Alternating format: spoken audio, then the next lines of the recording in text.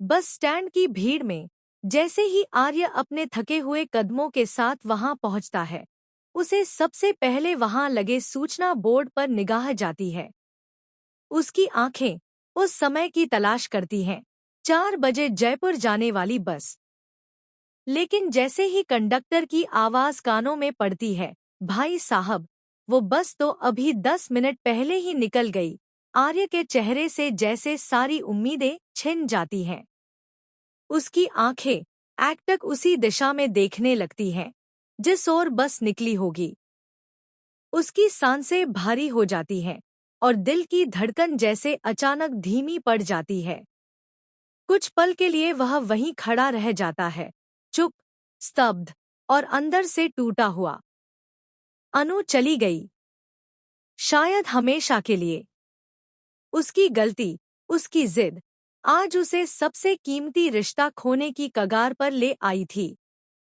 इन्हीं टूटे हुए ख्यालों के बीच उसकी नजर अचानक भीड़ में से एक जानी पहचानी आकृति पर जाती है, गुरु माँ। सफेद साड़ी में लिपटी, गहरी आंखों वाली वो स्त्री जो न जाने क्यों हर बार आर्य की जिंदगी के मोड़ पर प्रकट हो जाती है। गुरु माँ धीरे धीरे उसकी ओर आती है और दृढ़ आवाज में कहती है, अब आंधी आएगी आर्य, और आसमान गिरेगा। तूने माता की मेहर को ठुकराया है।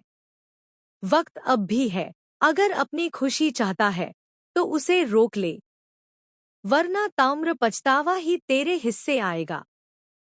गुरु माँ की बातों में कुछ ऐसा असर था कि आर्य का ठहरा हुआ मन अचानक हरकत में आ जाता है, जैसे किसी ने उसकी आत्मा को झकझोर दिया हो। उसकी आंखों में एक नई चमक उभरती है, फैसले की चमक। आर्य बिना एक पल गवाए अपनी कार की चाबी जेब से निकालता है और दौड़कर पार्किंग की ओर भागता है। इंजन की आवाज के साथ उसकी कार सड़क पर दौड़ने लगती है, उसी रास्ते की ओर जो जयपुर की ओर जाता है।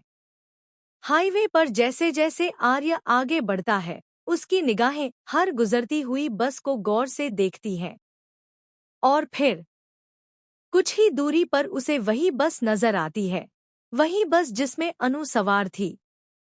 बस के अंदर झांकने पर उसकी नजर जाती है अनु पर। वह खिड़की के पास बैठी थी, दोनों कानों में हेडफोन लगाए, आंखें बंद किए, अपने ही ख्यालों में गुम। उसका चेहरा शांत था, लेकिन आंखों के कोने भीगे हुए थे।